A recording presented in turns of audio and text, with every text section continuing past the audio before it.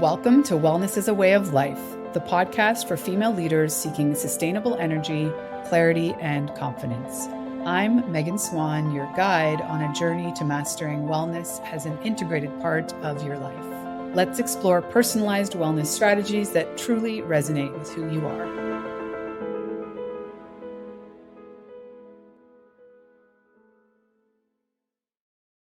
Welcome back to Wellness as a Way of Life. I am so excited today for this interview with the Cindy Gallop.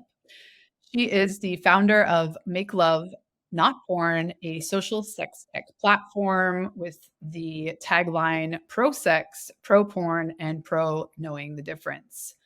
It is designed to promote good sexual behavior and good sexual values, which I really want to ask her about that. And she launched it at TED in 2009, and for which she has raised $2 million. We'll check in on that. Yeah, it's the social sex revolution. And we're going to talk about how challenging it is as a female founder, and then, probably 1,000-fold as a female founder in sex tech to find funding, and not to mention all the other issues on the back end of having a sex tech startup. She's even starting her own fund. I can't wait to ask about that. And she has like the best Twitter and LinkedIn bio probably of all time, which is I like to blow shit up. I am the Michael Bays of business. Welcome so much to the podcast, Cindy. How are you? I'm good. I'm thrilled to be here. I would love if we could define our terms a little bit. How old is the term sex tech, and is it a flexible thing, and what is it not that people maybe are confused about? Sure. So I actually pioneered the idea of sex tech as a category 10 years ago now, because I was finding it enormously challenging to raise funding for Make Love Not Porn. And so I'm a great believer that when you have a truly world-changing startup, you have to change the world to fit it, not the other way around. And so I deliberately, 10 years ago, set out to define, pioneer, and champion my own category, sex tech. Because in order to create investor receptivity, I needed to give Make Love Not Porn somewhere to live. And there wasn't a category that embraced it at the time. So I literally wrote the definition of sex tech. And unfortunately, for many years, when you Googled sex tech, I was result number one on page number one. But then the site this was posted on took it down. So sadly, that's no longer the case. But sex tech is any form of technology designed to innovate and disrupt in any area of human sexuality and sexual experience. I coined the hashtag sex tech. I didn't invent the term, but I'm directly responsible for propagating the hashtag as widely as it's used today. And I began speaking at tech conferences all around the world on why sex tech is the next trillion-dollar category in tech. Because I thought at base level, if I just say this loudly enough, often enough, in enough places, people start to believe it. And they absolutely have, because sex tech is now a thing. It's a known category. But unfortunately, the one aspect of it people have not embraced is funding it. And so I continue to fly the flag for the fact this is the next trillion-dollar category in tech, because we need to make that shit happen.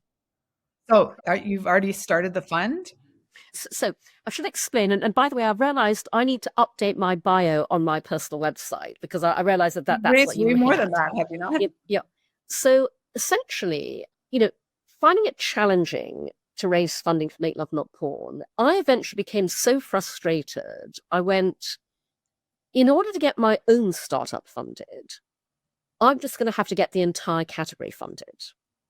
And so, and again, this is 10 years ago, in a seemingly counterintuitive move, I went, if I can't raise $2 million to scale Make Love Not Porn, I'm going to raise $200 million to basically create the world's first and only sex tech fund. Because if nobody else is doing it, then I will. And honestly, Megan, quite frankly, this was an act of desperation. It was a last resort. I can't get funded. I'm going to have to find a way to fund myself. So I then, and by the way, in all of this, I live my own philosophies. all the advice I give to entrepreneurs, I operate myself. And, what I say to entrepreneurs, especially female founders, because things are much more difficult for us, is, whatever you want to do, make it real. And so I went, right, I'm going to start a SexTech fund. I'm going to give it a name. And I knew I wanted to focus on the fact that, as far as I'm concerned, the future of SexTech is female founded. And so the name I gave my SexTech fund derived from a famous quote by Chairman Mao, who many years ago said, "Women hold up half the sky." I think that's relatively unambitious. And so I called my SexTech fund All the Sky Holdings. And in fact, listeners, if you go to alltheskyholdings.com, you can find the holding page for the fund there. And I began making it happen. And, I discovered, and as I say, this is like 10 years ago, I discovered that, what I surmised was correct. Actually, there are more investors out there willing to fund a fund than an individual sex tech venture. And that's for two reasons. The first is, I do your due diligence for you. I am the OG domain expert. And so I can source the deals and present the deal flow because no other fund or VC is investing in sex tech.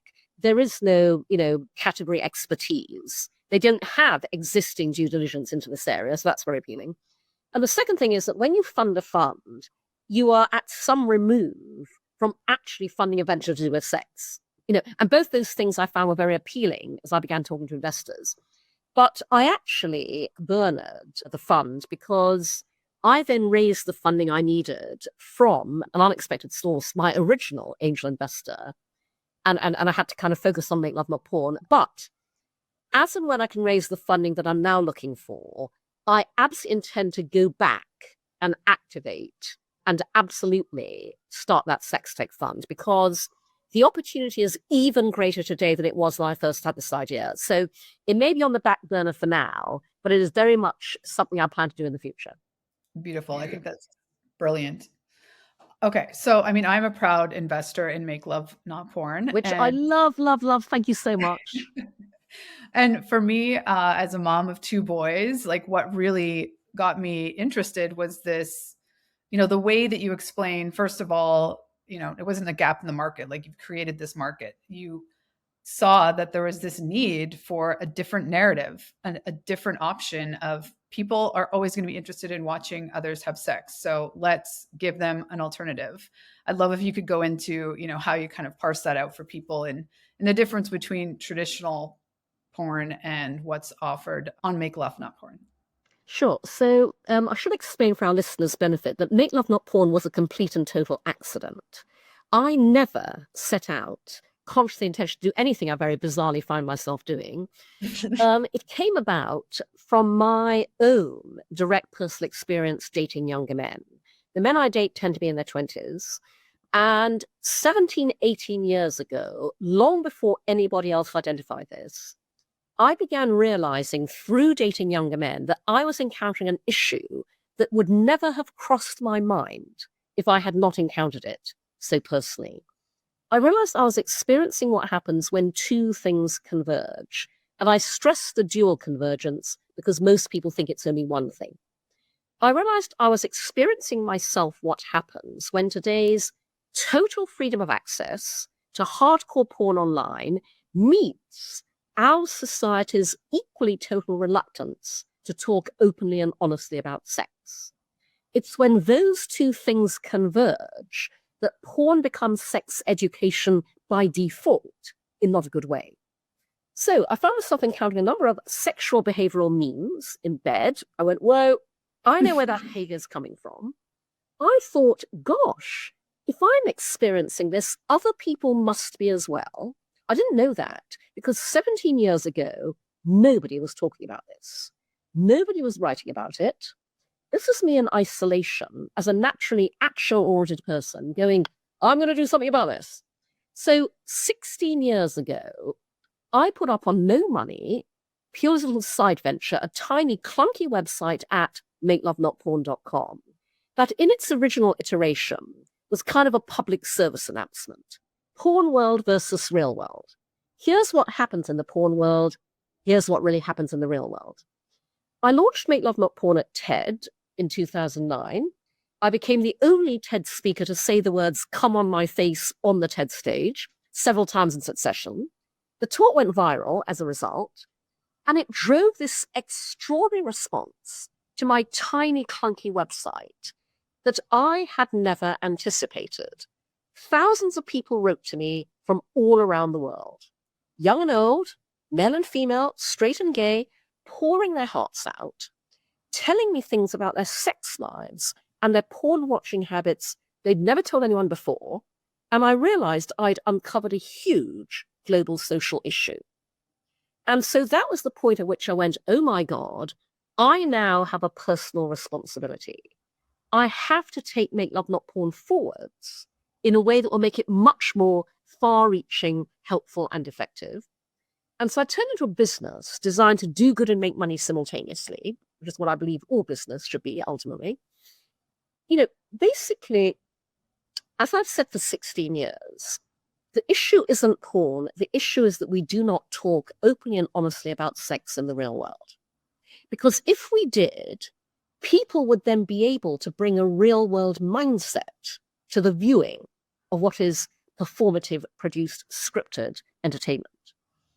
And so I went, okay, I need to make it easy for every single person in the world to be able to talk openly and honestly about sex. How am I going to do that? So I decided very simply to take every dynamic in social media and apply them to this one area of universal human experience that no other social platform allows in order to socialize sex.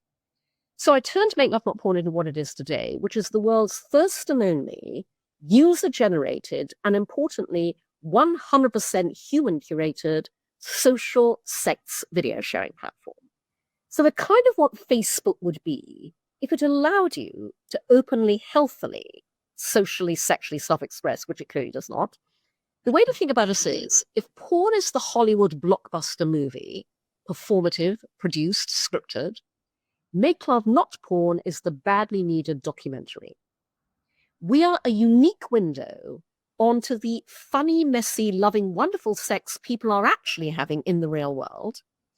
And as I said, we are socializing, normalizing, and destigmatizing sex, bringing it out of the shadows into the sunlight to promote consent, communication, good sexual values and behavior. We are literally sex education through real world demonstration. So I'd love to hear about the, specific feedback. I can tell you personally, my husband and I watched our first video yesterday, Oh my and God, fantastic. sparked all this conversation. I mean, first of all, he was just so curious, like, how does it work? And I'm like, it's all curated, like, look at the comments. They're all extremely empowering and positive. And yeah, like, I mean, you can talk lots about that, but I think it's a conversation starter in a way, even in a couple, we've been together for 15 years. Exactly, Megan. I'm so glad you've seen that for yourself, because you're absolutely right. And by the way, a key part of that is it's not just what we do; it's the way that we do it. So basically, everything about our site is consciously intentionally designed to normalize talking about sex. So for example, years ago, when we were designing and building the platform, my brilliant user experience designer, wonderful woman called Uni Chase, she said to me, everything on the internet to do with sex is dark and black. We're going to be white. And so that's why we have a white background on Make Love Porn, because we are bringing sex out of the shadows into the sunlight. And one reason our members love us is because when you arrive at Make Love Not Porn, that is absolutely how you feel. This is natural and normal. One couple said, watching your videos, we feel able to talk about what we see in them as naturally normally as to talk about what we see watching Netflix or TV. And then to your point, from discussing what we're watching, it's just one step to talking about our own sex life in a way that really improves it in all sorts of ways. So that's absolutely the case. But also, what is great is, as a unique business, At Make Love Not Porn, we have a unique capability. We have the power to change people's sexual attitudes and behavior for the better in a way that nothing else can. And so, in the 12 years we've operated as a business, we've taught countless young people that porn is not sex in the real world. Gen Z loves us. We have saved numerous marriages and relationships. That's literally how people write to us. You saved my marriage. You saved my relationship. And by the way, what's interesting about that is, a woman wrote to us and she said, this is last year, I think, she said, my husband and I have been married for 20 years and sex had dwindled to maybe once every 3 or 4 months, if that. She said, this is the best $10 a month I've ever spent because, they found us, they subscribed. She said, in the first month we had sex 8 times. And, she raved about our wonderful videos, our Make Love Not Porn stars. And then she said, but, it's not just the sex. My husband and I now feel closer to each other, more connected, more in love than we have at any other time previously in our marriage. And she ended the email, thank you for saving my marriage. And that is wonderful because, we are absolutely we celebrate the joy of love, intimacy, human connection in a way that, transforms people's sex lives accordingly. Then, what is great also is that for years, parents have been buying their teenage children subscriptions to Make Love Not Porn because they tell us, and I quote a mother, I want my kids to see what happy, healthy, loving sex relationships actually look like. And in fact, in the past year, those messages become increasingly desperate. So a mother wrote to us a couple months ago and said, I've just discovered my 13-year-old son is watching Pornhub. I would rather he watched Make Love Not Porn. I know he's underage. Can we find a workaround? And, at Make Love Not Porn, we are more legal than legal. We are for 18 and over. But, our policy is that parental judgment trumps that. As a parent, you know what's right for your child. And so to her, and we've had this request from another number of other parents with, underage teenage children, absolutely, this is your decision. And so that mother has now gifted her 13-year-old son a subscription. And we very much hope that helps. I love how you are talking about potentially a family subscription plan as another workaround. I mean, yeah, no, absolutely. Because, a woman, heard me talking on a podcast and wrote and said, I have 3 teenage sons. I want to buy them subscriptions, but obviously I don't want to buy each individual subscription. Is it possible to have a family plan that's discounted? And I went, oh my God, I love that idea. And so my team and I are now working out how we can have the Make Love Not Porn family plan for, enlightened parents like that, which I just think is wonderful. I agree. So a little bit further down that path, let's talk about the Academy. I know personally my experience in the Canadian education system now with my kids in the Canadian education system and the Mexican and what sex ed looks like these days. And it's, not enough that they're not going to be curious. And then of course we know they're going to stumble on porn at some point anyway. So having a resource that's really like, okay, here's a good brace to go for all of your curiosity. And again, framing it, I do want to talk about sexual values because I think that's such a great place to start when kids are asking these questions. And I just love how you're thinking about going about it. Thank you. So MakeLoveNotPorn.academy is a product I've had in the pipeline for 10 years because parents and teachers began reaching out to me from day one of Make Love Not Porn, begging me for it. And begging, this is a frustration about my challenges fundraising because everything I want to build is not finger in the wind stuff. This is not me going, I think this will fly. This is literally what people are asking me for and have been for years. So basically parents, reached out and said, love what you're doing. I need the 0 to 18 version. Help me educate my children from ground zero, And equally, teachers reached out. I remember, again, many years ago, back when Twitter was much more a force, not the shit show it is currently. But, somebody tweeted saying, oh, wow, learning all about Cindy Gallop and Make Love Not Porn at school. And I replied, I went, really? And went, yeah, but our teacher's showing us your website and talking about you and showing us your TED talk. And I went, wow, I love it. And obviously, by the way, because they did not have the materials with which to have this conversation. So, the idea I had was building Make Love Not Porn means that over the past 16 years, I've built up a huge network of sex educator friends all around the world who face all the same problems I do. Their content gets blocked on Facebook, Instagram, TikTok. Their accounts get suspended. They're banned from promoting and advertising themselves. And they are doing phenomenal work. And, and obviously over time, unfortunately, this has only gotten worse. The shit show that we're seeing in the US currently means our freedoms are being rolled back as we speak. Open, healthy sex education is being blocked, censored, and deplatformed everywhere. And so I came up with the idea of Make Love Not Porn Academy with the mission to organize the world's sex education information to make it universally accessible and useful.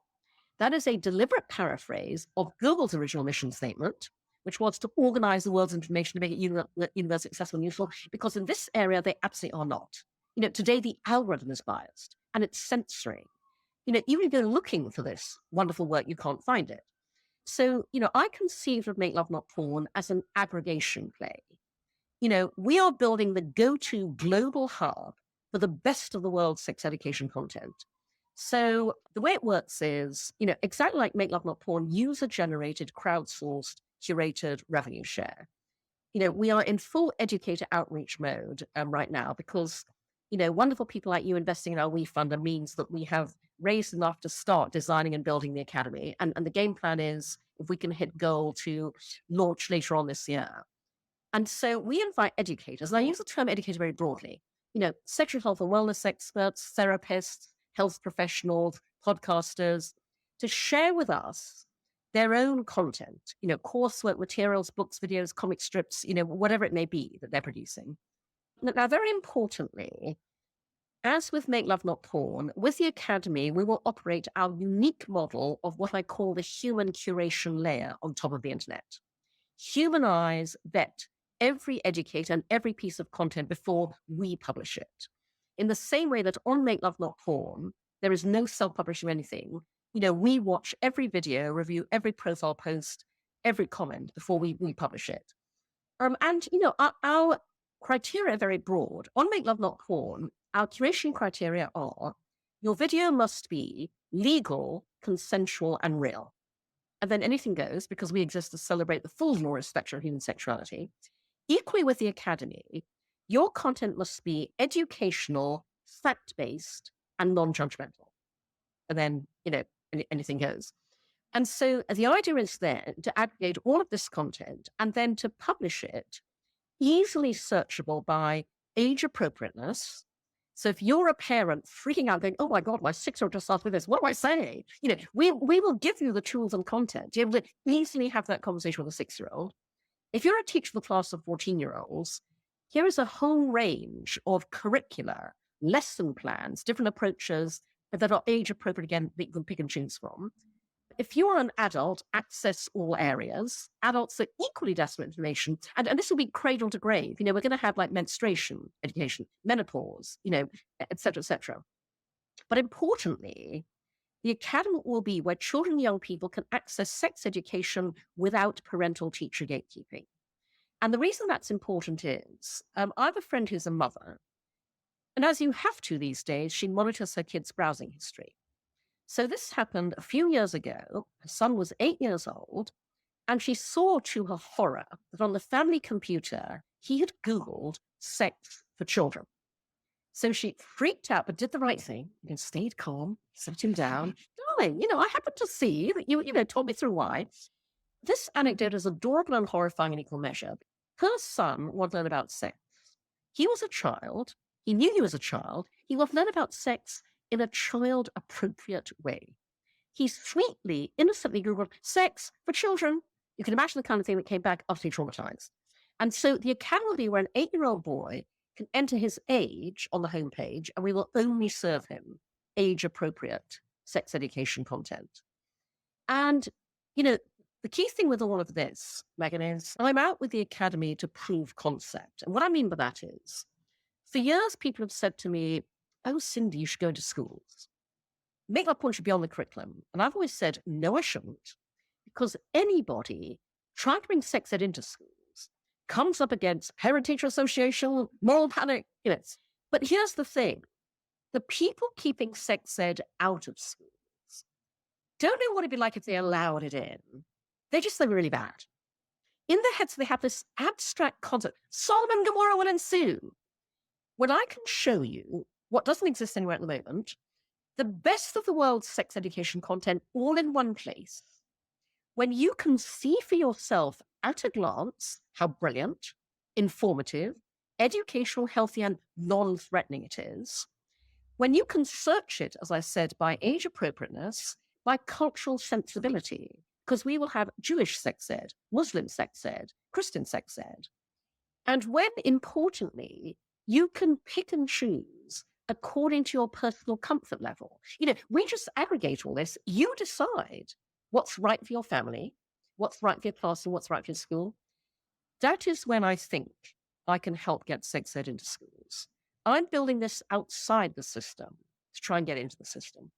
Okay, so we've got the layer of the social issue of, bringing the conversation out into the sunlight for adults alike, everyone, and then helping children of all ages, or really just people of all ages, have reliable information. And, again, it's encouraging that it's not something that should be a taboo topic to talk about, and all of the benefits will come with that.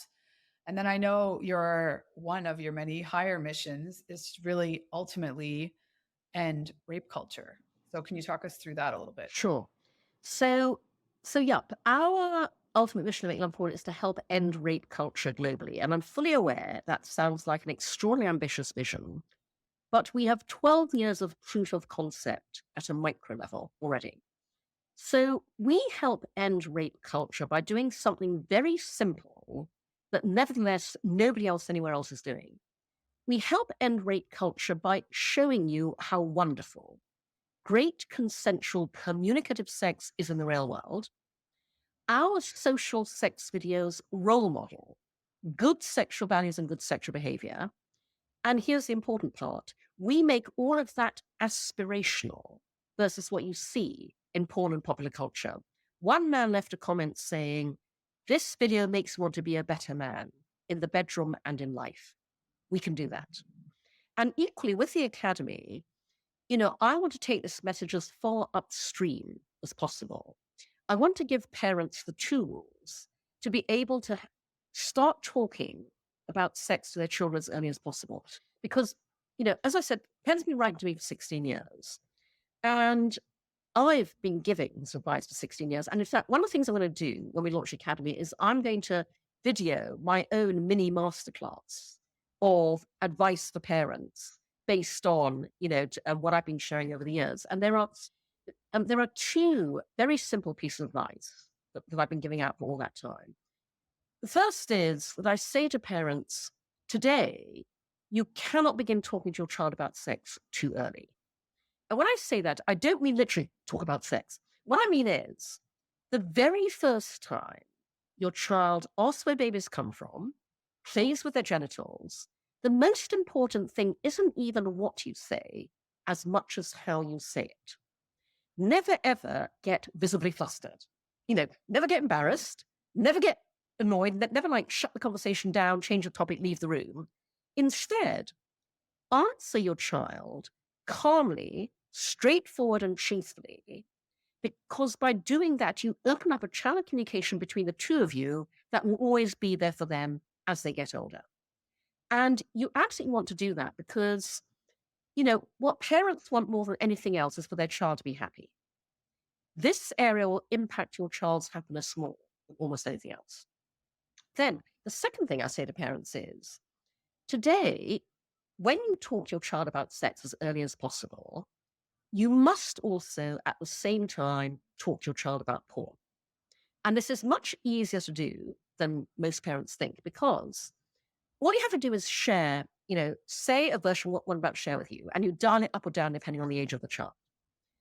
So you say, so darling, we just talked about sex. And you know how together we watch movies and videos and cartoons where things happen that aren't real. Well, there are also movies and videos about sex, and they're not real either. And because of that, they can be quite confusing. So we'd rather you didn't watch until you're older. But if anyone ever shows you anything like that, or you come across it, come and talk to me, come and talk to us. We can explain it. That's all you have to say. You can end the conversation right there, because just by saying that, you've done two very important things. The first is you're set up in their minds when they stumble across porn, as they will, it's not real. And the second thing you've done is you have said, you can come and talk to me about it. And again, you'll want them to do that because what they stumble across can be utterly traumatizing. So let's talk about sexual values, because I feel like no one else is talking about this. What are they? Yeah. So no, and you're quite right, Megan, because this is a concept that I and we pioneered with Make Love Not Porn. So I designed Make Love Not Porn around all of my beliefs and philosophies. One of which is that everything in life starts with you and your values. So I regularly ask people this question: what are your sexual values? And nobody can ever answer me because we're not taught to think like that. Our parents bring us up to have good manners, a work ethic, sense of responsibility, accountability. Nobody ever brings us up to behave well in bed. But they should, because in bed, values like empathy, sensitivity, generosity, kindness, honesty, trust, respect are as important as those values are in every other area of our lives that we are actively taught to exercise them. And so at Make Love Not Porn, we are building a community around shared good sexual values and good sexual behavior. And even I, who came up with this idea, I'm blown away by how strong a community that is. And actually, I use this concept to say to parents, you must educate about sex. And very simply, again, think about it as you are educating about good values in this area as much as you educate your kids about good values in every other area. Think about it in exactly the same way. And then parents tend to get the importance of overcoming embarrassment and awkwardness and absolutely having this conversation. Love it. I wanted to ask you, when did you master the art of not giving a fuck? How long ago was that? So I get asked this regularly, Megan, and honestly, the answer is, 65 years of life. I mean, just by getting older, but I really want to shortcut that process for everybody else. And so actually, it really does go back to what we were just talking about. Because, what I recommend to people if they've never done this exercise before is take a long, hard look inside yourself and identify your own values. What you believe in, what you value, what you stand for, what you're all about. Because, first of all, that makes life so much simpler. Now, life still throws you all the shit it always will, but you know exactly how to respond to that shit in any given situation in a way that is true to you. And by the way, that is the secret of happiness. Living your life and working your work in a way that you know is always true to your values. And then that's what gives you the confidence not give a damn what anyone else thinks, because all that matters is that you absolutely are living and working your values. And when you know that you're doing that, you don't give a damn what anyone else thinks. Yeah. You're the Shiro of SexTech. So let's go back a little bit more to the platform itself. I read that it's 1 million users, although that could be an old number. I'm just curious, what percentage of users are Make Love Not Porn stars? Sure. So the stat, by the way, is that we have had, over 2 million people sign up in our lifetime, basically. They're not all still active users. And it's very interesting because, everybody has their own journey to becoming a Make Love Not Porn star, as we call our contributors.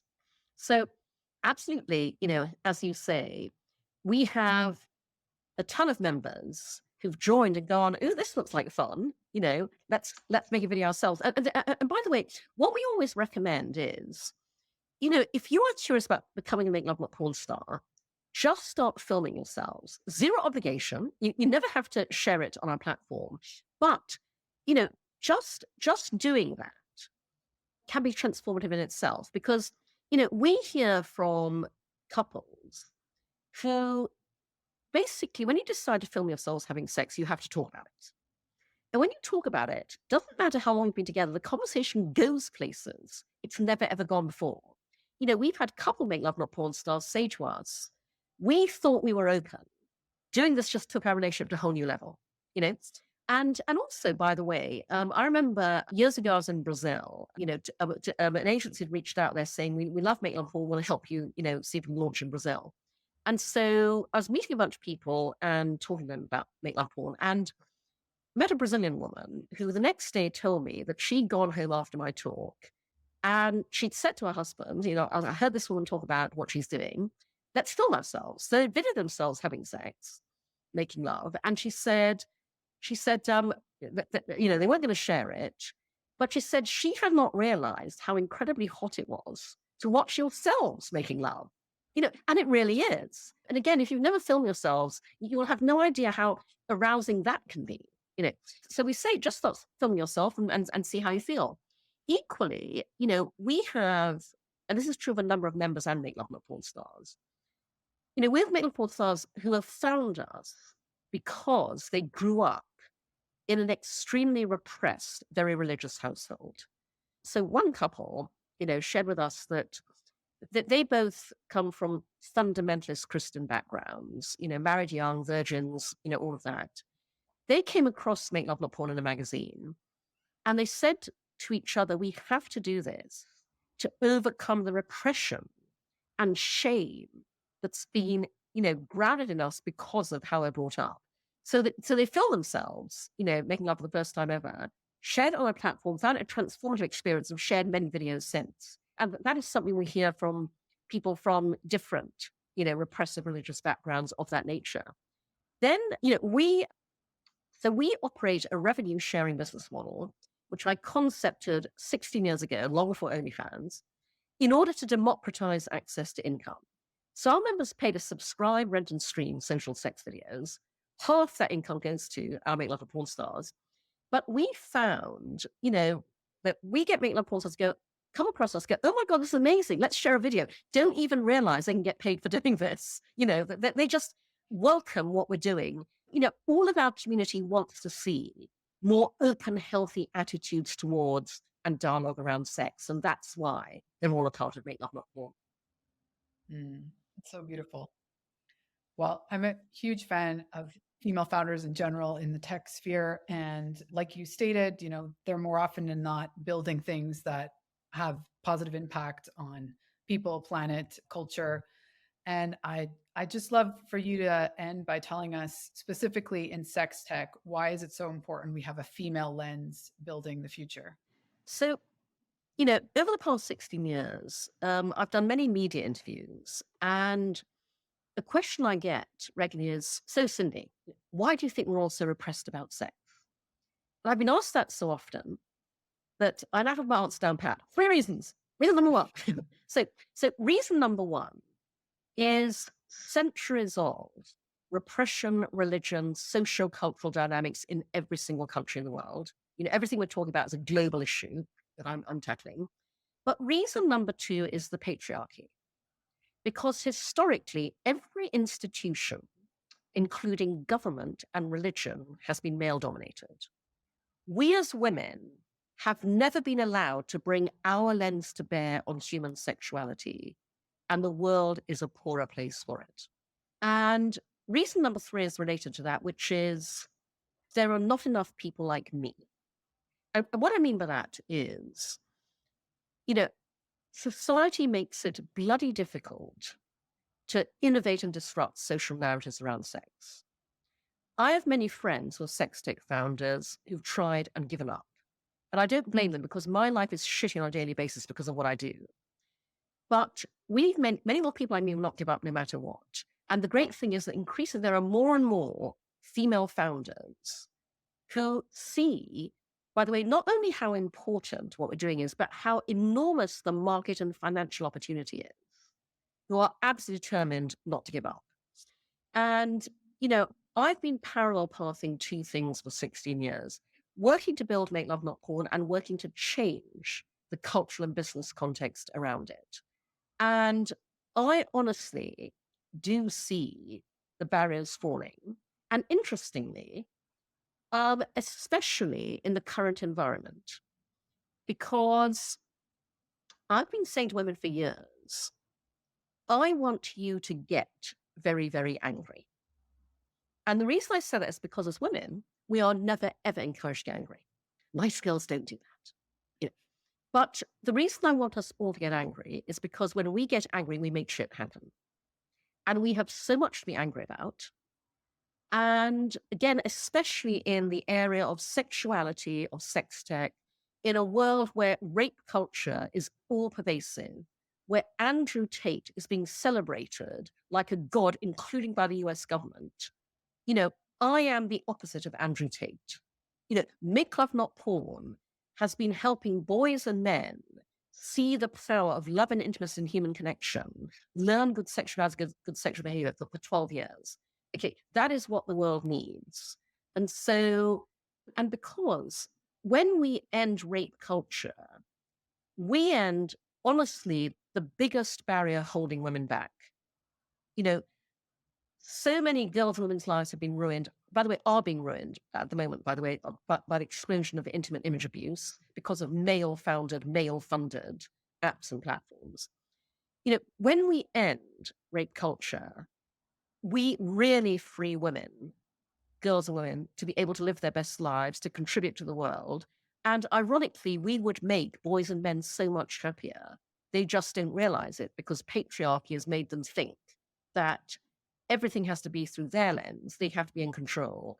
And they have, I say to men regularly, men, we live in a world where the default setting is always male. Men, you have no idea how much happier you would be living and working in a world that has been equally led, managed, and transformed by all of us together. So that's why. Well, given that this is also a wellness lens podcast, just quickly, your personal anecdote of, your self-care routine, if you will. I've heard you share it before. I think it's hilarious. And, body, how you just live authentically to your true values. Sure. So for our listeners' benefit, I was asked some time back on a podcast that was about entrepreneurship and leadership and stress and so on. So Cindy, obviously, you have a very stressful time building Make Love Not Porn. The host said very earnestly, do you have a daily self-care practice to alleviate that stress? And I went, oh yeah, no, I absolutely have a daily self-care practice. My daily self-care practice is I have no husband, I have no children. That is self-care of the highest order. And that is absolutely something I'm grateful for every single day. Amazing. Well, thank you so, so much for your time and your passion and your work on this. We'll share all of the links so people can join the WeFunder. I highly recommend you subscribe to Cindy's Substack. She's always sharing so many great tips and insights. And I also love your website. I hadn't been to it before. It's absolutely beautiful. Anything else you want to call out specifically as a call to action? Yep. No, I think, yep. As Megan said, everybody, we would love you to go to wefunder.com/MakeLoveNotPorn and help fund us. Minimum is just $100. It's very affordable. And our campaign closes at the end of April, and we would love to be able to hit our goal by then. Do sign up to MakeLoveNotPorn.com. Do consider becoming a Make Love Not Porn star. We welcome anybody and everybody. And as Megan says, I have a Substack called Dear Cindy, where I answer a question that readers send in each week. So do check it out and do send me any questions you like, because as I think you've realized, you can literally ask me anything. Thank you, Cindy. It's been an absolute pleasure. Likewise. Thanks for tuning in to Wellness is a Way of Life. Are you ready to make wellness a natural part of your routine? Let's stay connected. Go to meganswanwellness.com. Until next time, live well and thrive.